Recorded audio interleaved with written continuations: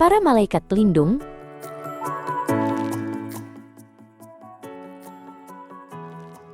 Simon dan Shandy bertemu di pintu kampus. Simon mengajak Shandy duduk di taman kampus sambil menunggu 1 jam lagi kuliah mereka dimulai.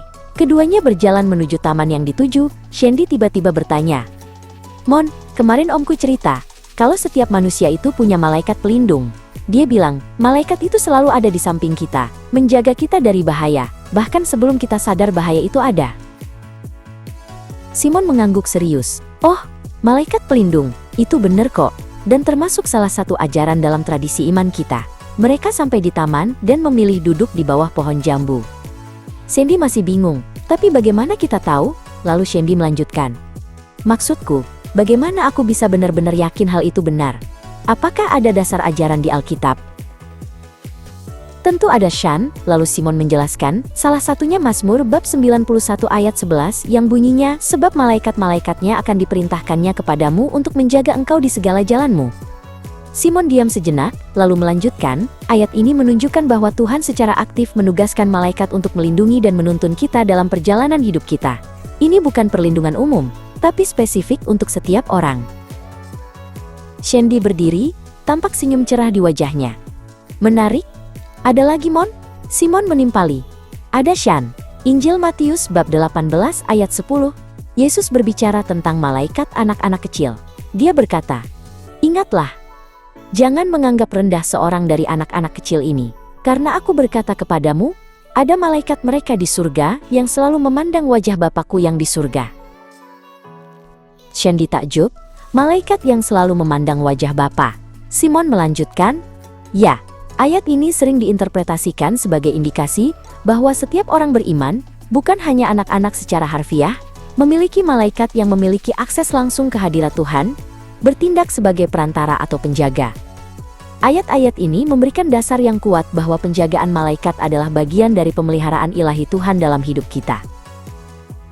Simon mengambil permen dari tasnya dan menawarkan ke Shandy.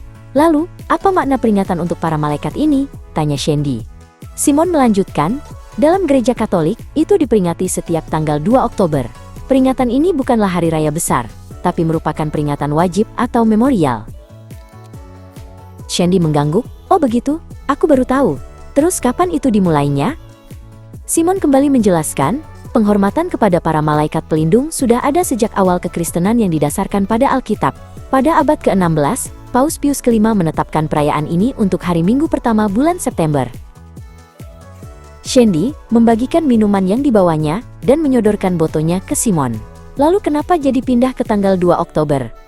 Simon menjelaskan, penetapan tanggal 2 Oktober secara resmi dilakukan kemudian, dan peringatan ini dipopulerkan oleh Ordo Karmelit pada tahun 1670. Tujuannya adalah untuk mendorong umat beriman untuk mengenali dan berterima kasih atas perlindungan serta bimbingan yang diberikan oleh malaikat pelindung pribadi mereka." Shandy mulai memahami. Jadi, peringatan itu intinya untuk mengucapkan terima kasih kepada penjaga kita, dan untuk menyadari bahwa kita tidak pernah sendirian. Simon melihat jam di tangannya, lalu memandang ke Shandy memberi tanda sudah waktunya masuk. Keduanya berdiri dan mulai berjalan menuju ke kelas.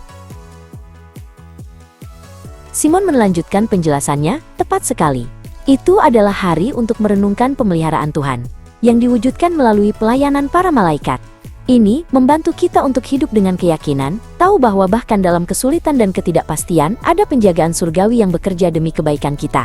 Shandy tampak gembira menggandeng tangan Simon. "Wow, penjelasanmu oke banget. Terima kasih, Mon." Simon tersenyum memandang Shandy. "Sama-sama, Shan. Ingat, iman sering dimulai dari keraguan. Sekarang, apakah kamu merasa sedikit lebih yakin tentang teman tak kasat matamu itu?" Keduanya tertawa lirih dan memasuki pintu kelas.